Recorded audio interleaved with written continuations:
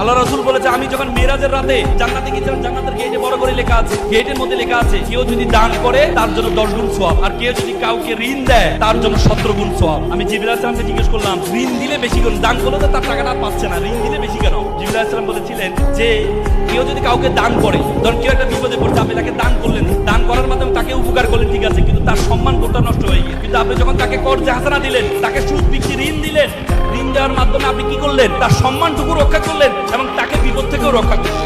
এই জন্য তার সব 17 গুণ কর্জে হাসানা।